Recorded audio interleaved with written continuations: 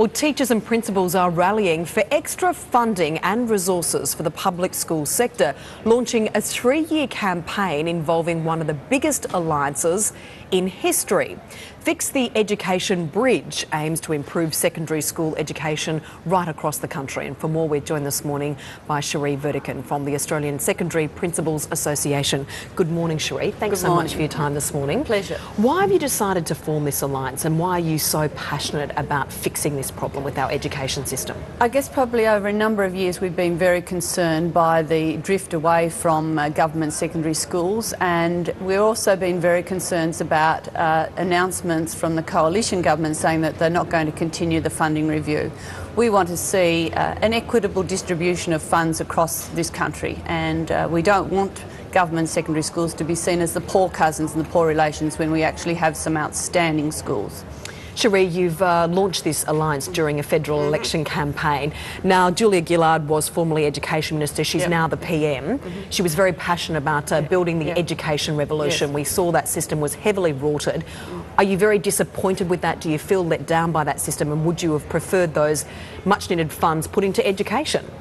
No, I believe that the Building Education Revolution was a powerful message that says that we value the institutions around education. My concern will be that if it doesn't continue. The rorting really was a great disappointment, but that was not the responsibility of the government. I believe that that was the responsibility of the people on the ground.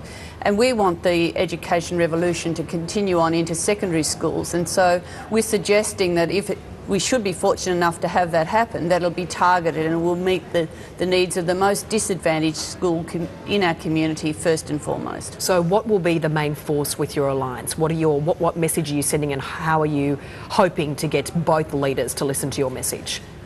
Our message is that funding needs to increase dramatically into the public sector, that we need to target it for the disadvantaged, people with disability. We need to make sure that we have the resources, not just buildings, but we actually have the resources to provide students with the best possible education. We hear from everyone that Australia is an inclusive society, that we value diversity, but we don't see that being matched by the education policies and development. So that's a big concern to us. Well, the future, younger generations are our future. Good luck with your very important campaign. Thank you very much. Thanks so much for joining us this morning, Cherie. Now, 16 key educational organisations have launched a campaign to double the amount of funding for secondary school students. The organisations say there's not enough money from state and federal governments to provide a world-class education. Cherie Vertican is the head of the Australian Secondary Principals Association and a spokeswoman for the group, and she joins us now from Sydney. Cherie Vertican, how realistic is it to expect the doubling of funding from federal and state governments for education in these straitened financial times? I think it's very realistic. If we're serious about productivity and changing Australia's fortunes post the global financial crisis, we really need to focus in on education. We can't do that on a shoestring budget. We need to make sure that we've got adequate resources for everything that we need to do to provide our students with the very best education.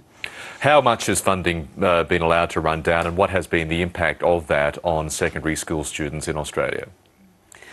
The impact on secondary schools has been that in some areas across Australia there have been little or no redevelopment, and if we're talking about a world-class education, a 21st century education, then we need those places of learning to be fit for the purpose. And at this current time there are many places where that's not the case. You, of course, represent state school, secondary school principals, and you've highlighted as part of this campaign the flight of students to private schools. Do you see that escalating in coming years as a result of what you say is neglect of the state system? The neglect is not wholesale. I mean, there are just pockets of it, but it is an issue because the perception is, and sometimes the reality is, that there are vastly more resources available to parents and to students in public schools. They're also been able to expend a lot more of their resources on providing equipment and up-to-date facilities. You also argue that the governments, by doubling the funding for secondary schools now, could save themselves lots more money down the track in terms of other social spending, be it health or mental health services. That's definitely the case. Many studies throughout the world have demonstrated the social connect between education, health, mental health, and really it is about intervening now and ensuring that people have quality education so that they can make the right life choices. And as the Prime Minister says, we don't want where you live to be the determiner of your future. Is the future of the state education system getting the attention you believe it deserves as part of the federal election campaign?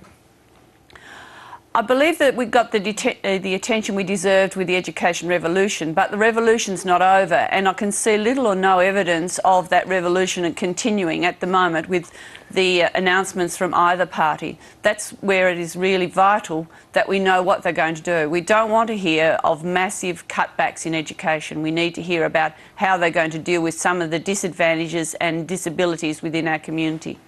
You're calling as part of this campaign for a replication of the Building the Education Revolution to secondary schools. You're walking down a fairly dangerous path there, given the myriad problems associated with that program.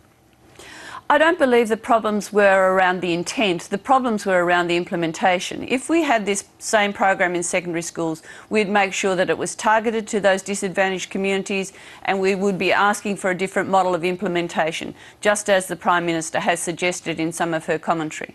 How would you like to see it work better in terms of if it was to apply to secondary schools? We believe that it would work much better if it came straight through the school door, in that if each school was charged with the responsibility of making the building program work, then it would work. Which is essentially, from what I understand, is what the Coalition's offering to do. We've heard no offer from the Coalition with any additional funding. Their commentary around the funding is really around completing the programs that are already in the pipeline. Now, what if you had to give a report card, excuse the expression, for the various state governments at the moment, which state government would you put up the top in terms of providing adequate funding, and conversely, which state governments need to do more? That's a very difficult question because, I mean, state governments are each attempting to deal with the issues of disadvantage, disability and their own sector in their own context. But I would say at the moment, with the shortfall in resources, state governments do an excellent job of giving us the best that we can. There have been extensive building programs in Victoria. There have been a number of building programs in Tasmania and other places around Australia. The issue is that there are still some communities where there have been no building programs and no real advancement for many, many years. OK, Cherie Vertigan, thanks for your time this morning. Thank you, Michael. Fix the Education Bridge. That's the name of a new campaign to help Australia's government secondary schools. Many of Australia's biggest organisations in education are joining forces to highlight all kinds of concerns surrounding public schools. Rob Nairn is from the Australian Secondary Principals Association and he joins us this morning. Rob Nairn, good morning. You say that this is much more than an election event. Good morning. This is a commitment from public secondary schools to look at this as an issue not just for this election but into the future. So we're looking at a three-year program to try and influence the government to put a greater emphasis on public secondary education. What areas do you want specifically targeted? Because a lot of people would say there's so much money already being spent with the Building the Education Revolution. And look, we think the Building the Education Revolution was a great initiative, but the fact is that most of the money from the Building the Education Revolution went into primary education, and in fact very little was spent on on secondary education. We believe that the areas that need to be looked at, obviously we need to look at funding. We also need to look at the issues of disadvantage, disability and mental health, which we believe are not being addressed adequately. So what do you say is the state of secondary schools as opposed to other tiers of education? Sorry, I didn't hear that. What do you say is the state of secondary schools and that's opposed to the other tiers of education? Well, we believe that our government secondary schools offer a world-class education, but we're often doing that in facilities that aren't as good as the facilities that are offered in the other sectors.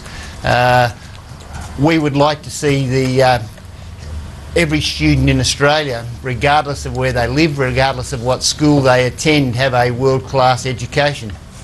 Rob Nairn, thanks very much for joining us this morning. Thank you.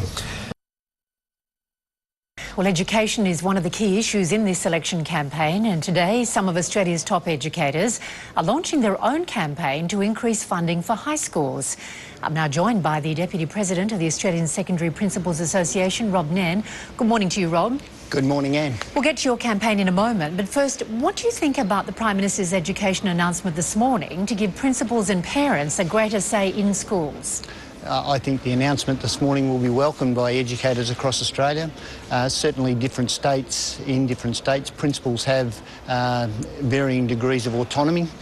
In Western Australia, for example, where I'm from, where the state government has launched independent public schools, which have just taken on another 64 schools, and that is part of rolling out or greater autonomy.